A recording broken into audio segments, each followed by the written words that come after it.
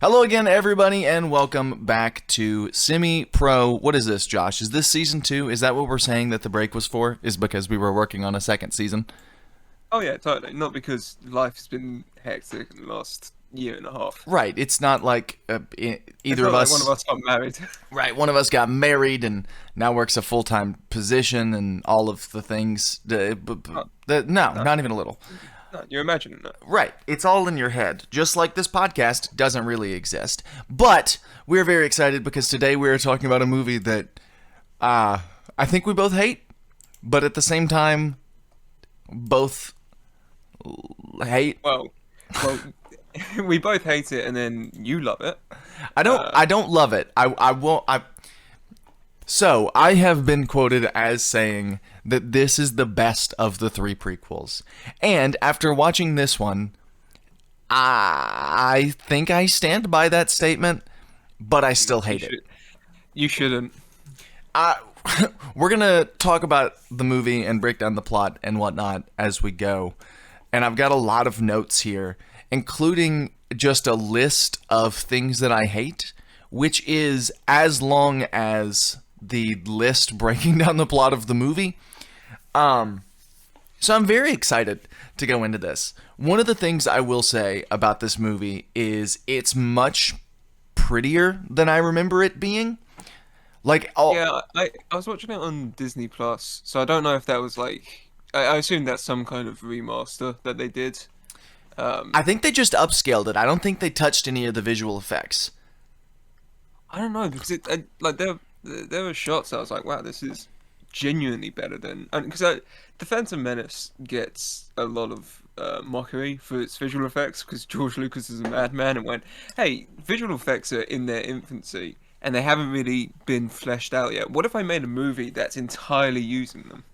Yeah, I don't know that they're not just better than we remember. It's very possible. I'm borderline positive that's what's going on here, and I also watched it on Disney Plus. It is a gorgeous movie, and I have sort of come around on my thought about it shouldn't be like because I've always had this idea of Star Wars because I grew up with the original trilogy, and I've always had this idea that Star Wars should be dirty and grungy and whatever, and I've sort of shifted from that opinion as of lately, just given the idea of what this movie is supposed to represent. I don't think it does a good job at representing this, but just this idea that this world is not fallen, like it hasn't, the government hasn't collapsed, and all of the empire is not running everything like they are in the original trilogy. So I've sort of shifted perspective on that a little bit, especially on this rewatch, because it comes across a little more. I think in light of things like The Mandalorian and Book of Boba Fett, you can kind of see that a bit more in these movies now. I think especially this one, they sort of ditch that idea later, and it just becomes like, oh, this is the world we live in. Right. Well, yes, I can see where you're coming from with it because I hadn't thought about that before. But like, you kind of see it for about 15 minutes, and then it just goes into, oh, there's a war now. Yeah, and I really hate that we go to Tatooine in this movie. And we'll talk about that a little bit more when we get to the part of the plot where we go back to Tatooine. I'll explain my issues with that and this movie in general. One thing I also walked away liking much more than I remembered liking is the politics of this movie. Because people talk about, like, Star Wars is too political. Well, yeah, but it's kind of always been.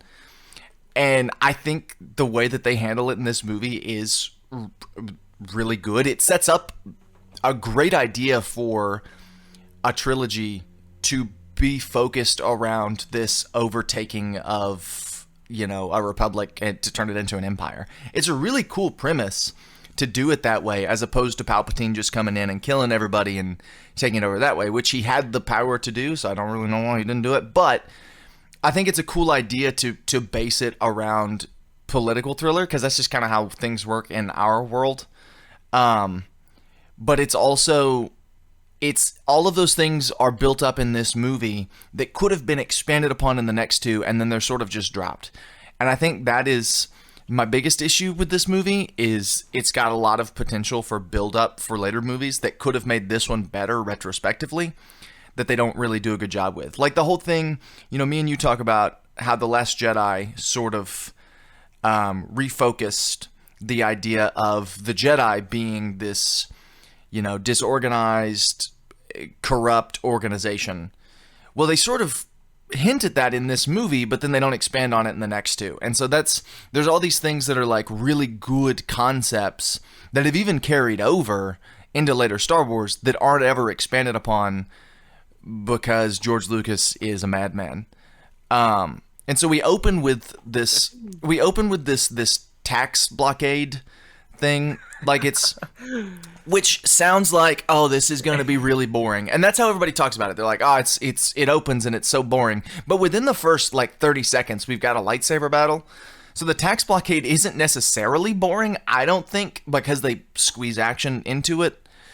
So they go to this tax blockade and then something explodes and they have to escape from this building now. Well, they try to poison them. They try to poison them. It doesn't work. Because Jedi are really good at holding their breath. That's one of my favorite scenes, is when the gas starts coming up from the floor, and then you just see Qui-Gon and Obi-Wan just hold their breath, and they just hold their breath forever. It's hilarious.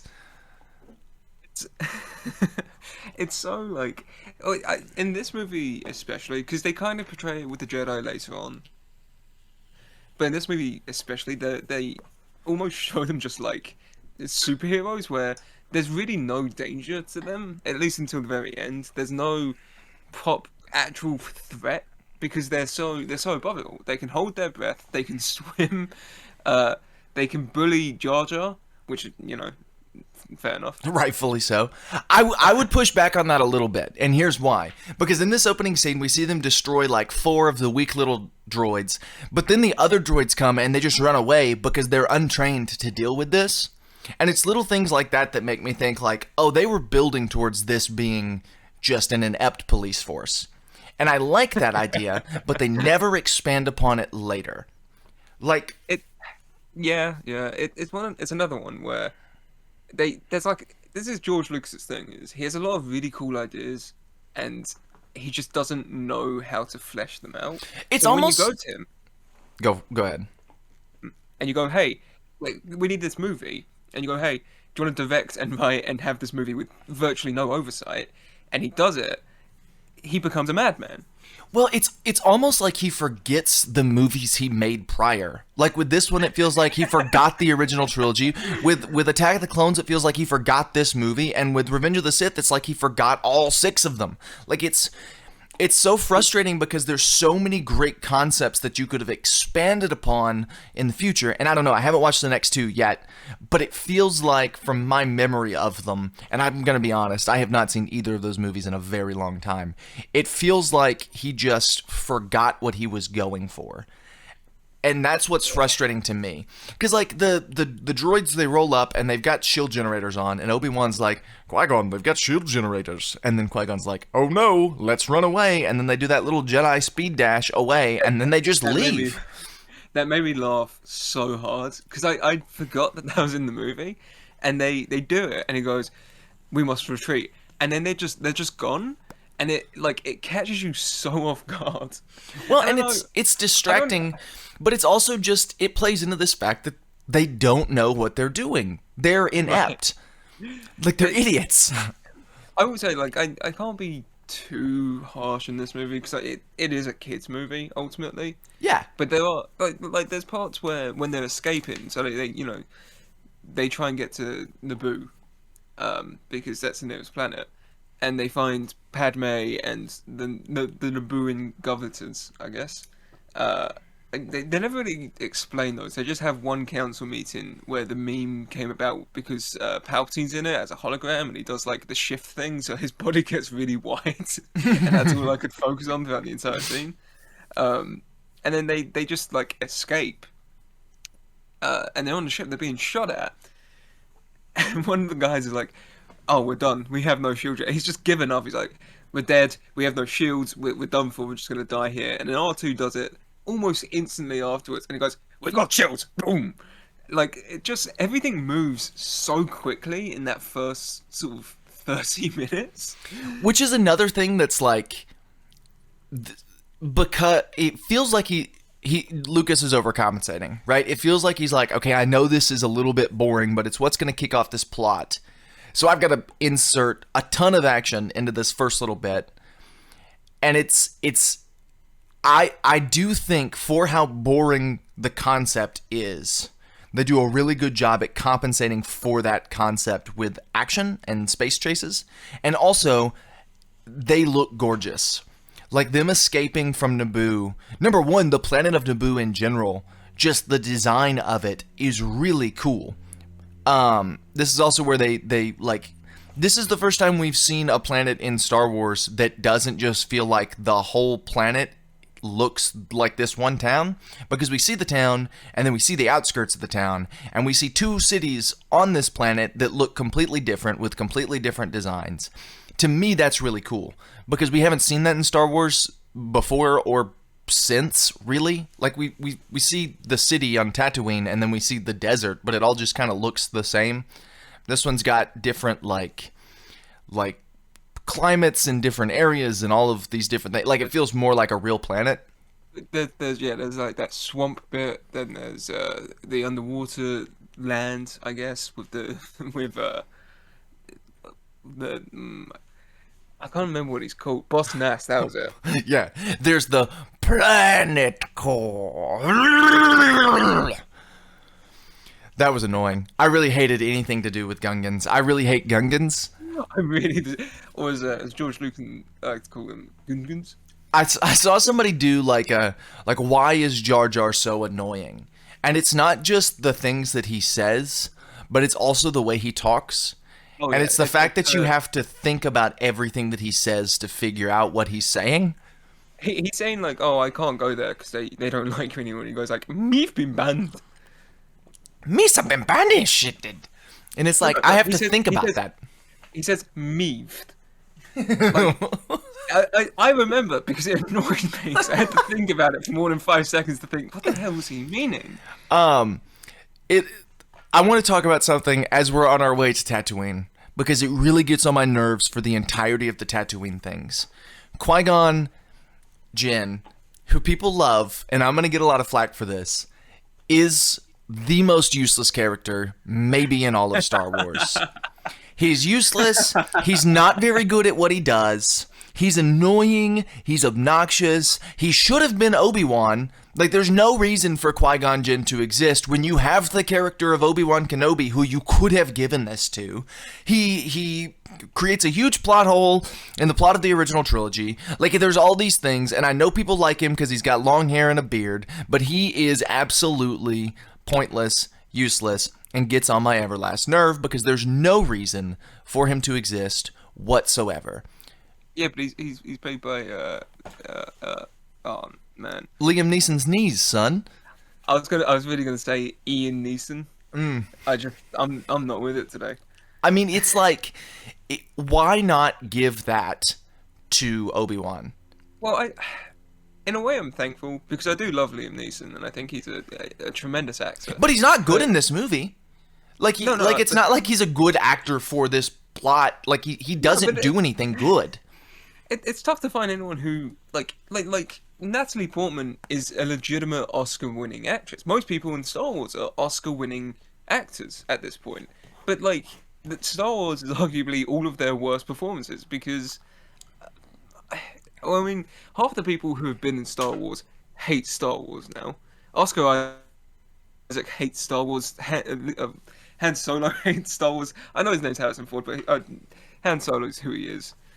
They all hate Star Wars at this point because clearly there's something that happens when you're on a Star Wars production where you just grow to have complete disdain for everything around you. I get that, and I get that it's really hard to do something with this script, and a lot of people have argued that, but you know who can do something with this script and continually does and is the only person who can make these movies any sort of redeemable? It's Ewan McGregor. And he's Obi-Wan, and he could have been Obi-Wan in this movie doing the same thing that Qui-Gon Jinn did, and it would have been better. It would have lined up more with the original trilogy. like, there's no reason for Qui-Gon to exist, and it really annoys me that, like, he's become this fan favorite character when he's one of, like, he's literally useless. And we'll talk more about the things that he does in this movie that, like, make him a horrible person in a moment. But as we're just wait until he turns up in the Obi-Wan show. like, it's like, as we're building up to this, like, we're going to Tatooine because it's this planet on the outskirts that we can go to, which that's the reason they give in the movie. The reason they actually give it is it's nostalgia bait because the New Hope took place on Tatooine. They give it, and the reason in the movie is that they're going to crash land somewhere, so they might as well crash land somewhere that's not owned by the evil guys. And it doesn't matter because this planet is also evil. Like, there's they go, oh, the Hutts aren't looking for, so we should be fine. But the Hutt, like, all the Hutts are is a tiny little green glob in the pod racing scene, which is the only good scene in this movie. The only scene I think it goes on too long. We'll talk about that in a minute. I've got a ton of stuff that I'm going to break down about the pod racing scene. It had the potential to be a good scene, and it's just not. We'll get into that in a minute. My biggest frustration is there's no reason for Anakin to be from Tatooine. Right. Like just because Luke is from Tatooine doesn't mean that Anakin needs to be from Tatooine.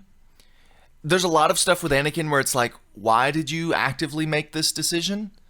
Why did you make it so that he has no father?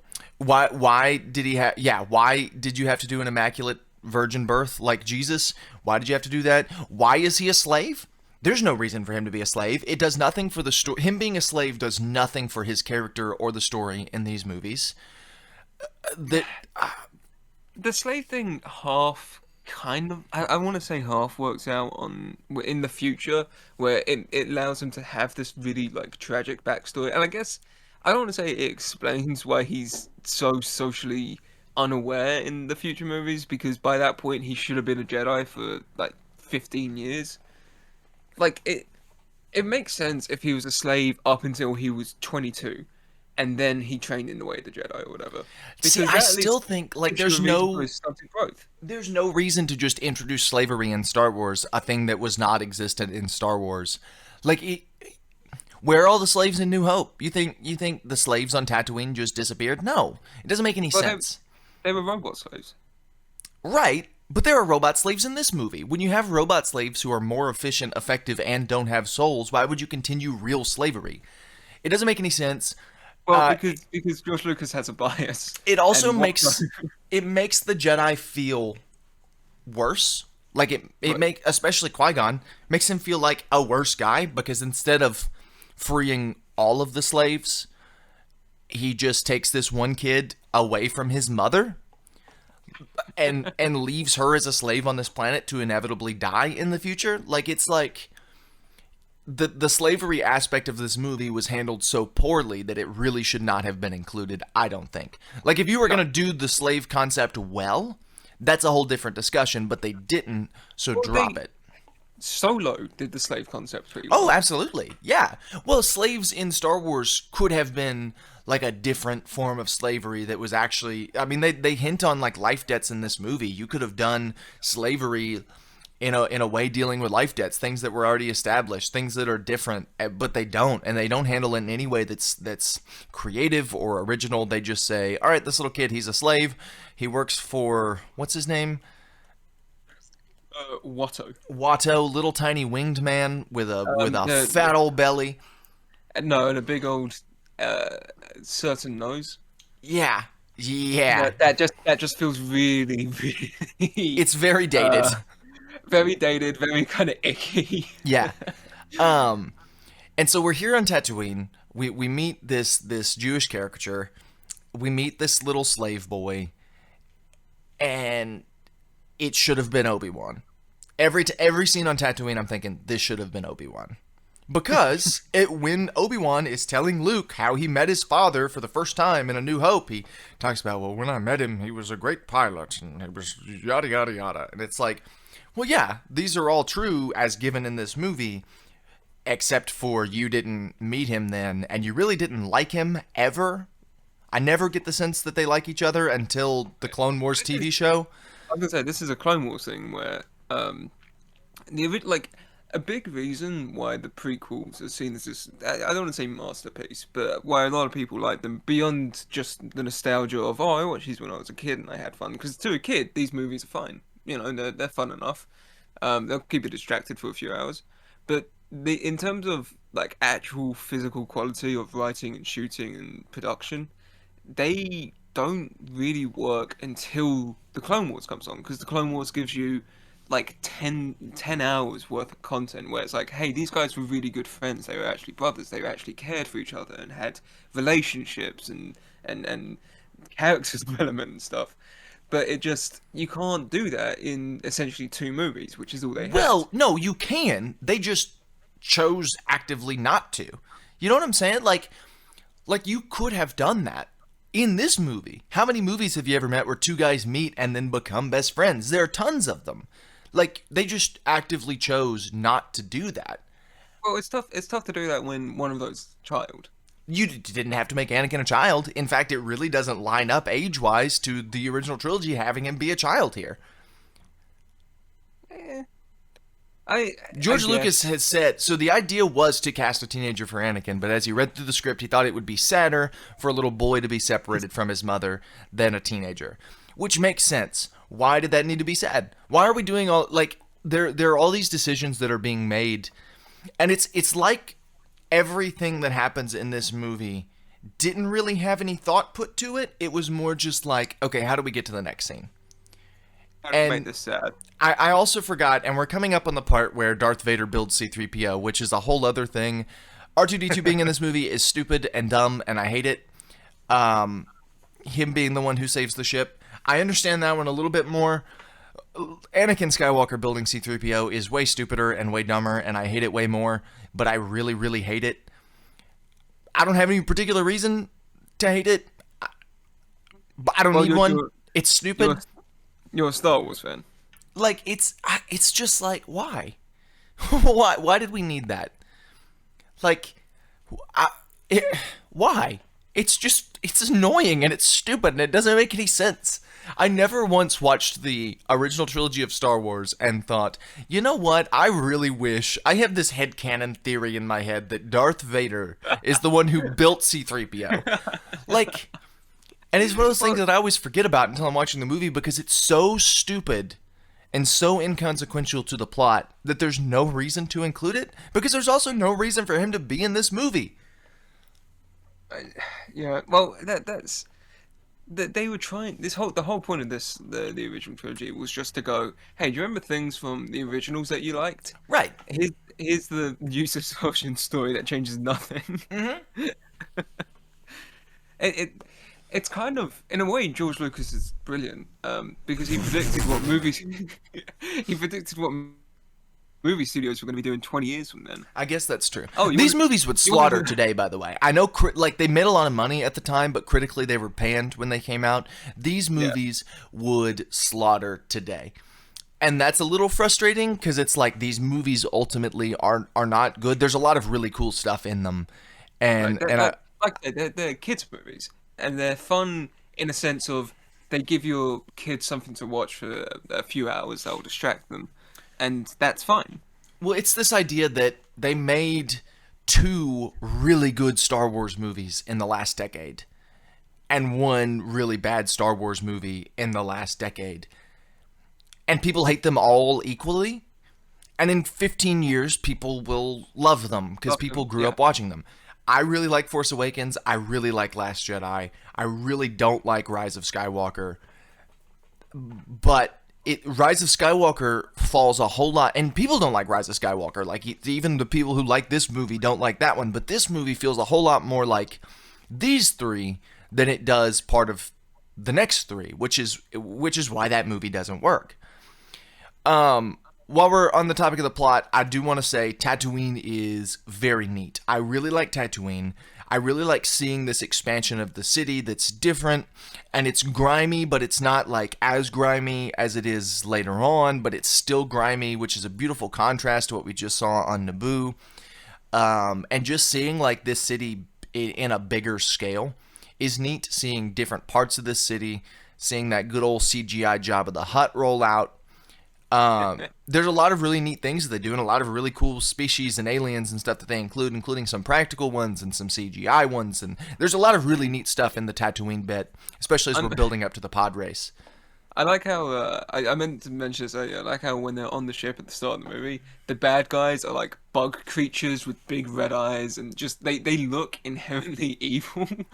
And you're going, I wonder why they ever went into business with them in the first place. Yeah, but the character design in this movie, I think, it's good. And you lose you lose a little bit of that in the later prequels. The character design in this movie is fantastic. Like later on, it seems like they're like, all right, let's just do something crazy and just model something weird so that we can have. But here it feels like there was genuine thought put into them. And I may change my mind on this as we're watching the next two movies. I don't know. This is just based off of my memory. But I really, really like what we have done on Tatooine. And I really like the pod race. I think it's a cool scene. It's a gorgeous scene. It's got some of the best sound design in all of Star Wars, I think. It's a little long. But I can forgive that. Tension. It's got tension, which is actually nice because you kind of, I say at this point in life, like Star Wars has become this predictable, essentially kind of thing, where going in, good guys are going to win, bad guys are going to lose. You can basically call out what happens throughout a movie, but the pod race scene's the first time in the whole of Phantom Menace where you start going, he could actually lose this. Yes. Because you don't think he's going to win. Now, why? I say all of those positives about the pod race to ask this question. Why couldn't anyone but the small child race in this pod race? Padme, you can race in the pod race. Qui-Gon, you can race the pod race. Qui-Gon, call up Obi-Wan. Make him race in the pod race. You guys are both trained Jedi Knights. Why are we making this small child endanger his life to race in this pod race? Qui-Gon, don't put small children's lives in danger, maybe. Like, that seems like pretty obvious to me. Like, why? You know? Well, yeah, because, I mean, you can even go, hey, Obi-Wan, do you mind doing this pod race? Just use the Force and throw people off the track. Yeah, that's fine. This is fine. You murder other people in the movie. He just cheated moments ago. Well, we see that nobody dies in the pod race with Sebulba. When he crashes his thing, we see that, they weren't actually dying. They were just, like, crashing, which is a nice little thing George Lucas threw in there for the kiddos. But it's like, okay, anyone but the small child can compete in the pod race and just cheat. Because Qui-Gon's already cheated in this bet when they rolled the dice. He used the Force to put it on his side. Like, you're already cheating. Also, maybe just steal the part to the ship and steal the kid. Like, if you're for cheating in the pod race, just steal him. What's Watto gonna do? Because he's clearly, like, he's not gonna go to the police. There are no police on Tatooine. This is a lawless land. The Jedi are the police. They're the police of the galaxy. Like, you're the police. Just steal the parts you need, steal the kid, steal his mom, and go back to your ship. Don't make him compete in this horribly dangerous race. Even his mom is like, I hate it when you compete in those things because you're going to get hurt and you're going to die. And Anakin's like, I love pod racing. And Qui-Gon's like, yes, you do, kid. Why don't you go risk your life for me? And it's so frustrating because remember, now, had they gone in the direction of these Jedi are really scummy people, and there are like two of them that are good, and it's Yoda and it's Obi-Wan, and they try to train this kid, but he gets corrupted by the scummy ones, and then the fall happens, which is what I feel like they were going for in this movie, except for not Yoda, because Yoda's the worst in this movie. Like, Yoda's just horrifying to look at. Like, not only that, but he's just like the worst character. Like, he's just like the rest of the Jedi, and you really expect him to kind of stand out and be different, but he just doesn't. And that's frustrating. But it's like, there's no reason for Qui-Gon to put this kid's life in danger with this pod race. And I like the pod race, but it could have easily been anyone else except for Anakin Skywalker. Now, even if Anakin Skywalker, if they aged him up and he was, if he was an older character, had they aged him up to a teenager like the script intended, that's fine. Go for it. Like, I'm cool with it then. This kid's like 7. Don't let him, like, we're not putting 7-year-olds in a NASCAR race. I do feel really bad for Jake Lloyd because he was just this kid who was like, "Hey, I like Star Wars.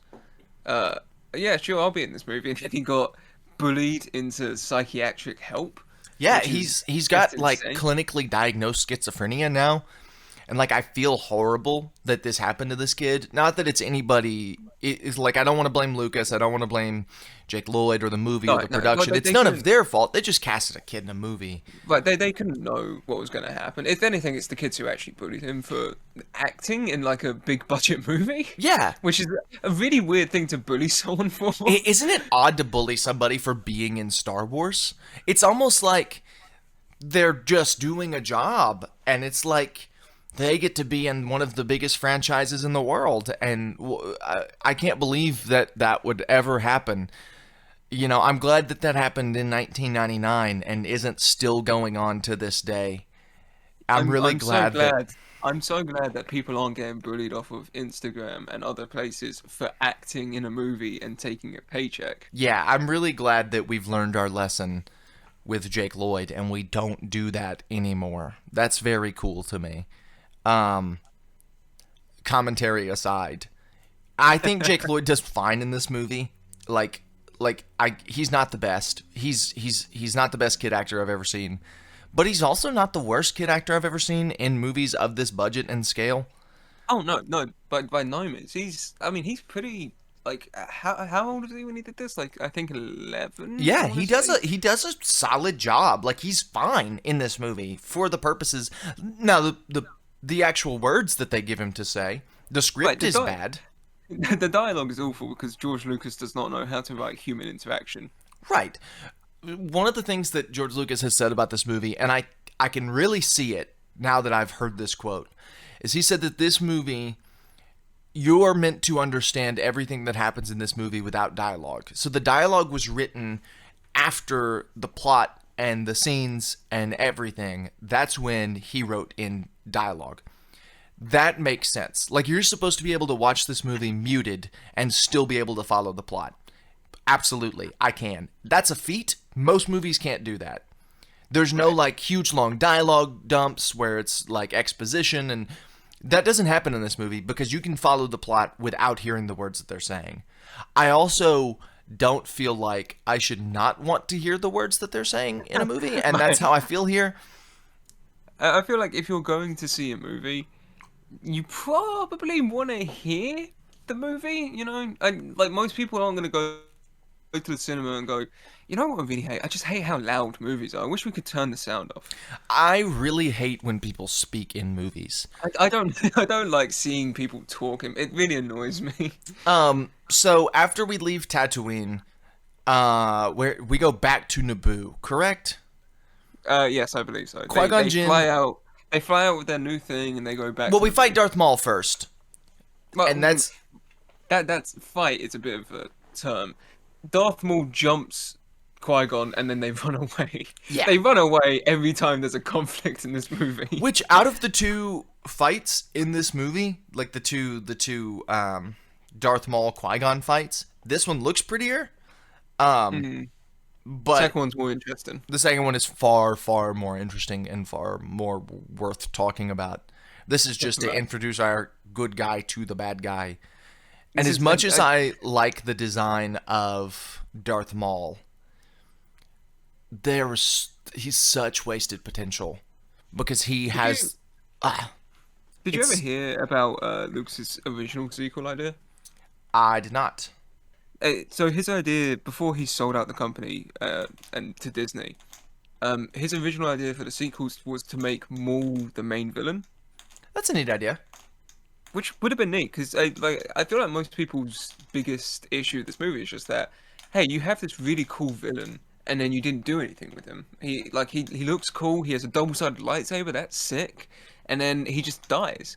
Which I don't again, think this is that's anybody's biggest issue with this movie. okay. Biggest may have been a stretch. But No, like, but that still doesn't fix the problem that he should have been the villain of this trilogy. No. Well, this was something that Clone Wars did well, where they went, hey, this guy, people seem to really like this guy. What if we make him an actual character and give him like a development and everything? Yeah. Yeah. Wow. Look at people other than George Lucas taking his content and making it better. Dave Filoni should have conceptualized Star Wars when he was like 5 years old. I mean, it's so apparently Lucas didn't want to write and direct this movie, but he couldn't get anybody else to do it. So there was at one point Spielberg was attached to direct, but nobody wanted to take on this movie because tried to get Kasdan back, who wrote Empire Strikes Back. They tried to get him back to write the script and like all of these things. Lucas didn't want to take this on as a one-man show, but he did. And what we're left with is a mess. And we'll talk a little bit more about that when we get to the list of things that I hate. So we go back to Naboo, and this is where I get a little fuzzy because I mix it up with the earlier scene on Naboo. And they take place in the same place. Yeah. Like, I'm 99% sure there are shots that are reused to some degree. They probably filmed it all at the same time, too. And the Jedi never change clothes. Nobody ever changes clothes in Star Wars. That's a whole other thing. The Jedi outfit frustrates me because it's very clear from New Hope and that's just supposed to be Tatooine garb, but instead it becomes like the Jedi uniform, and it's the lamest uniform you could possibly have. Okay, so this I like to call this one the Jk Rowling Effect, where in the original Harry Potter trilogy, Dumbledore wears clothes that make him look like a wizard, and that I guess makes sense because everything seems, this is our first introduction to magic. I suppose that tracks. But then they did Fantastic Beasts, and he's out here wearing a suit. He's got drip, and I'm like, okay, at what point do you go from this to going to the robes? Do you just get tired of getting dressed? Do you start wearing your pajamas? Yeah, well, it's so in New Hope on Tatooine, there are countless people wearing this exact same these exact same like robes because they're like sand clothes, and they look like sand clothes. And then they really did this in with Return of the Jedi, so it's not even a prequel issue. But in Return of the Jedi, all of the Jedi Force Ghosts are wearing the same robe that Obi-Wan wears in New Hope. And so that's where it's like, okay, Lucas forgot, or people just really took to it, or whatever. But it's still frustrating in this movie because you could have done something really cool with it being before the fall of the Empire, or before the fall of the Republic, and it could have been really neat. Anyway, we're back on Naboo. What happens? Because this is where my brain goes fuzzy on this movie. This is like the least memorable part of the whole thing. Anything after the pod race, it's like the movie might as well be over. Right. I watched this last night and I can't remember. Yeah. They go back, and I think they try and retake. The way I'm trying to remember it is, I recently started playing the Lego Skywalker saga again. And I just played through episode 1 a couple of weeks ago. So I'm like, what happened in there? So you do the pod racing, you get the new battery, and then you go back to Naboo to free the guards in the tower, I guess. Doesn't Padme reveal herself before that? Yes, Padme reveals herself right around this time. Now, here's another thing I don't understand. Why did you leave Naboo? Because you were going somewhere before your ship got damaged to escape. Yeah. This is the issue of the movie, is that half the time I don't remember anything. That's my biggest problem, is I don't. No, okay, so they don't go back to Naboo. They go to Coruscant, but we still see what's going on at Naboo. That's where the Jedi go. They take Padme to Coruscant so that she can deal with the political jargon. And then there's like these 4 scenes going on at once. You got the battle with the Gungans, you've got the battle on Naboo, you've got the stuff on Coruscant, and then you've got the Darth Maul scene all happening in unison at the same time, and it's very distracting, and it really gets on my nerves. We're on track, the movie's almost over, Josh. So, on Naboo, there's like this whole thing going on, and Anakin's there, and that's when he tries spinning, because that's a good trick, and they get everybody out of Naboo. That's one thing that happens. On Coruscant, you've got Padme, and she's dealing with some political jargon, and Jar Jar's with her, and they're doing this whole thing, and they come to some consensus of going to war or whatever, or putting off war. I can't really remember because it all just feels like war. The Gungans are being attacked by the Separatist droids. Separatist droids are attacking the Gungans. The Gungans are fighting back and they're winning. And then Obi-Wan and Qui-Gon are on Naboo fighting Darth Maul at the same time that the other Naboo people are trying to escape. So Qui-Gon just gets absolutely demolished by this guy. It's 2-on-1, and one of them dies. 2 Jedi against 1 Sith, and one of the Jedi still dies, which just plays into this idea that the Jedi are just the worst.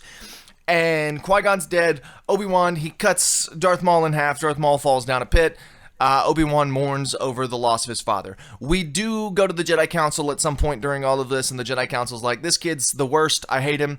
Qui-Gon tells Obi-Wan that he's not ready to be a Jedi Master yet, and then tells him, Obi-Wan's ready to be a Jedi Master.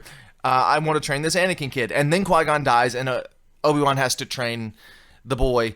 Everybody, all the Jedi in this movie on the Council are super annoying, and I hate them all. Why can't this kid be trained? It doesn't make any sense that Jedi have to be babies to be trained. It's all based around the one line where Yoda says that Luke is too old to train him. Doesn't make any sense. Where Yoda says that about Luke in Empire Strikes Back, but he says that he can't train him because he's too old. Right, when it doesn't make any sense because he was a grown man. So it's like, why is Anakin too old? He seems like perfect age to be trained. But you see younglings in the future movies, and they're the same. They're younger than Anakin, if anything. Right. I guess the idea is like Jedi had to be taken from the time of like birth to be trained. Yeah. Well, they basically just make him seem like they kidnap people, which they do. Which they do. Qui-Gon says that in the movie, and Qui-Gon kidnaps a kid in this movie. And so that's when all this stuff happens. Darth Maul is cut in half, and a very cool scene, I will say. Probably one of my favorite lightsaber fights from the saga as a whole. Oh, yeah. Duel of the Fates kicks in, and it's like, no. It's very cool. It's such a beautiful piece of music. I'm so glad they bring it back for Obi-Wan. Yes. I'm glad that's like unofficially that's Obi-Wan's theme. Well, so apparently, I don't know if you've heard this, but John Williams had an Obi-Wan theme that he wrote for A New Hope, I'm pretty sure, but there wasn't an area where they could use it, so he's rewriting it and redoing it. Yeah. I saw about that because he said that Obi-Wan's the only like legacy character he never wrote a theme for, and he wants to change that. And it's also really cool because he's not the one who's doing he's not composing this series. They're just letting him do it because he wants to. Natalie Holt, who did the Loki series, which is, I mean, the Loki OST is fantastic. I listen to that in my off time. So I'm very excited. She also chucked eggs at Simon Cowell. Yes, thank you for getting us on a different topic so I could calm down for a second. Talk about good movies like Loki. Right. So they escape. The good guys win, except for at Qui-Gon's funeral, Mace Windu, who we have not really been introduced to in this movie. He just kind of exists. I do like. I mean, he's not a great Jedi, but he does. Because this is something that I will say, like, kind of appreciate is they do set up that the Jedi are inherently flawed because they say these things like, you know, only a Sith deals in absolutes, and that in itself is an absolute.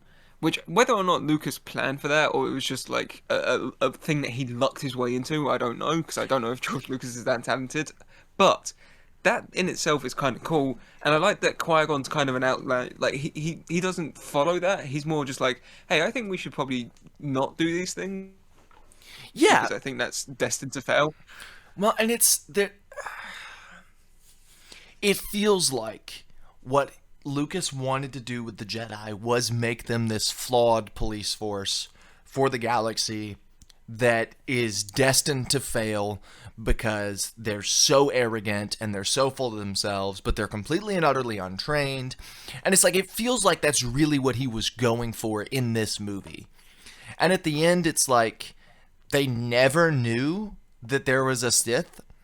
Like, nobody could sense it. I mean, in the opening scene of the movie, Obi-Wan's like, I have a bad feeling about this. And Qui-Gon says, I don't feel anything. And then they get poisoned. It's like, they're bad. They suck. And that's never expounded upon in the future of these movies, and that is frustrating. But the good guys win at the end of the movie, and Yoda and Mace Windu have the conversation, and they were like, and then Obi-Wan talks to Yoda for a little bit, and Yoda's like, you must train the boy, you must train. And then he trains the boy, and then that's roll credits. He looks like an awful puppet, and just assaults my eyes. At least he doesn't look like a puppet in the Disney Plus version.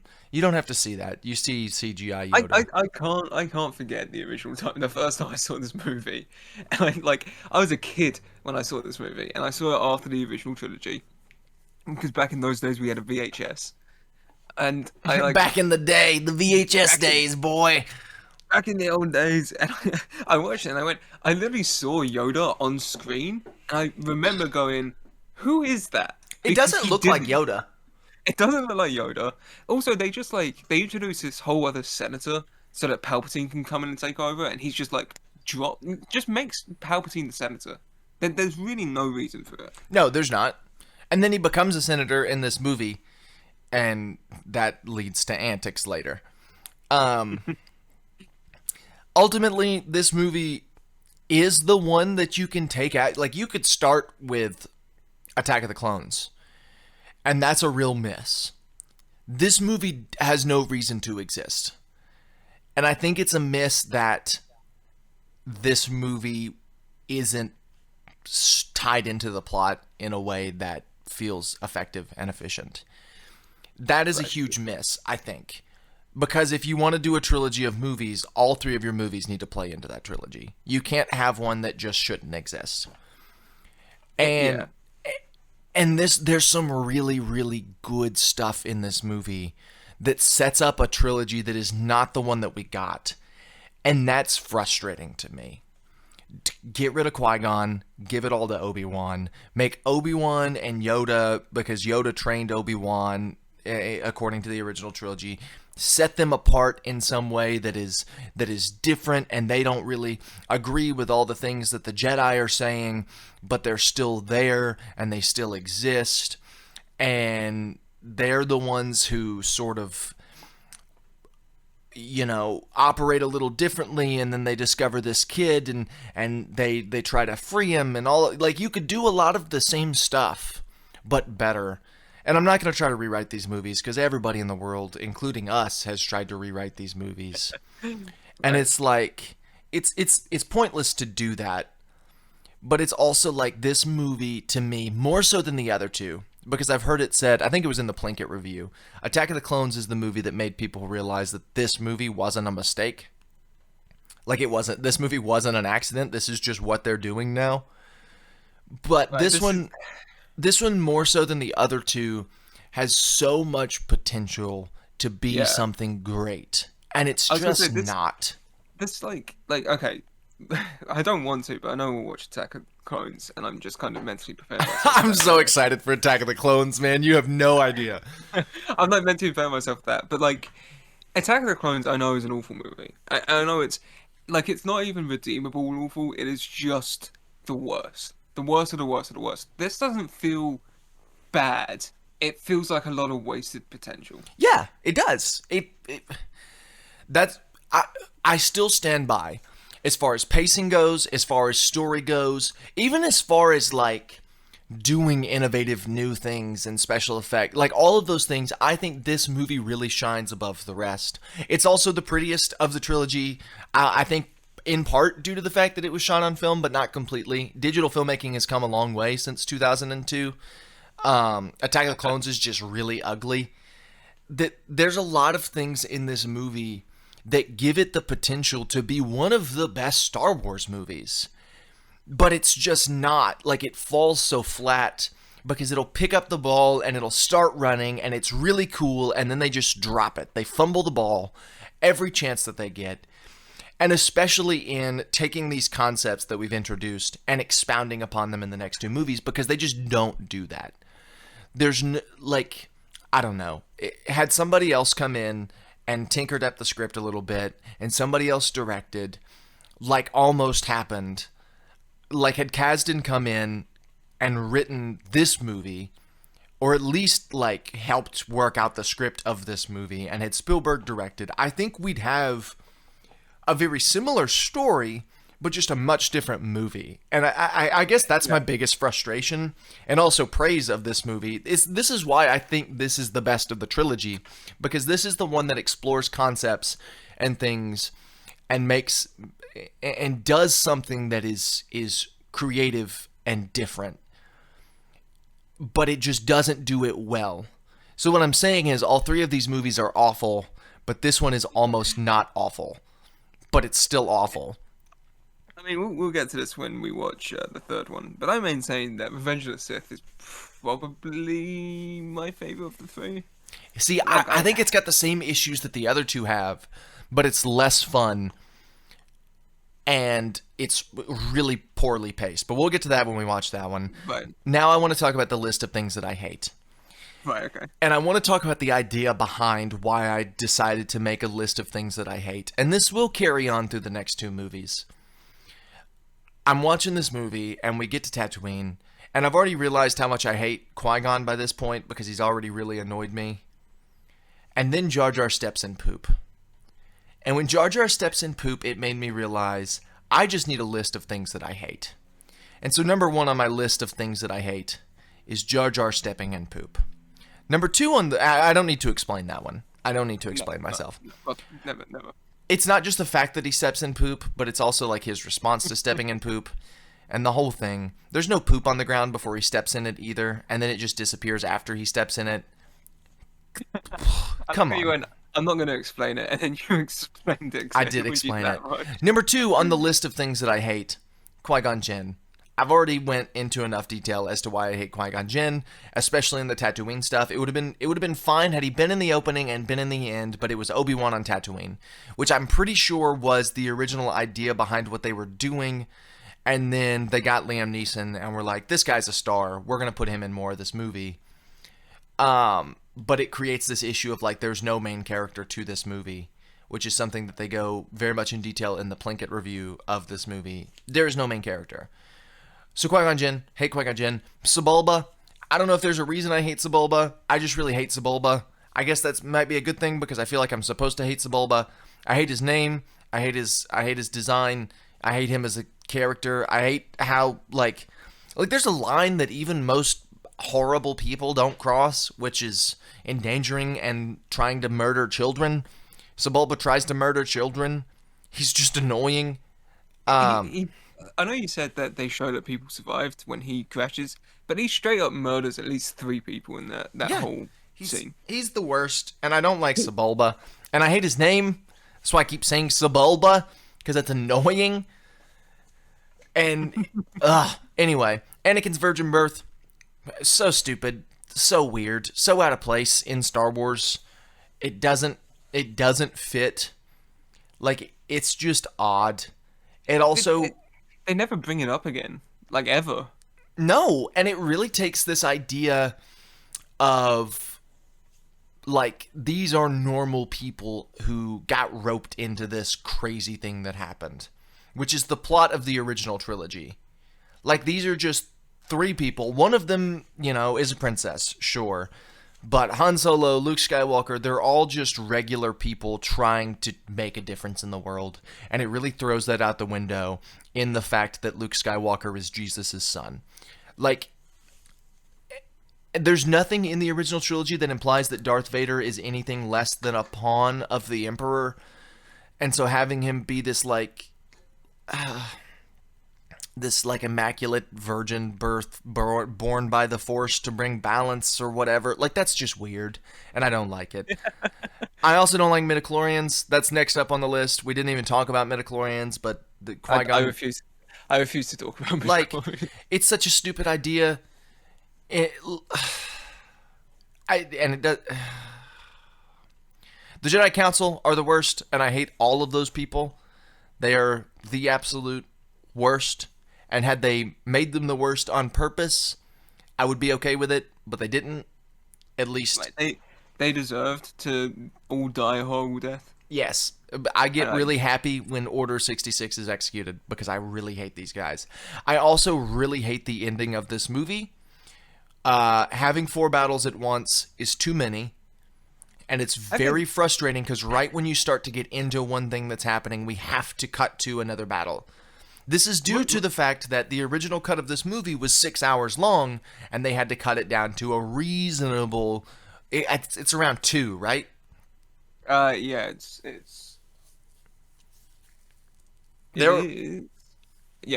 about 2 hours and 15 minutes. Yeah. They had to cut out 4 hours of this movie, which is why nothing makes any sense.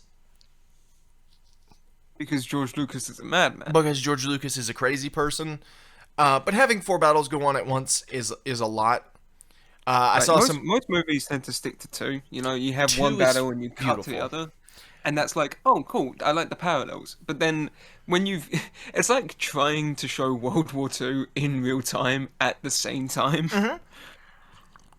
And you're going like, okay, I get what you're trying to do, but you're literally showing us 7 different countries fighting at the same time in 18 different places. Right. Can we just localize it just a little bit, please? And I don't think it works, and I think it takes away from the impact of all of these things.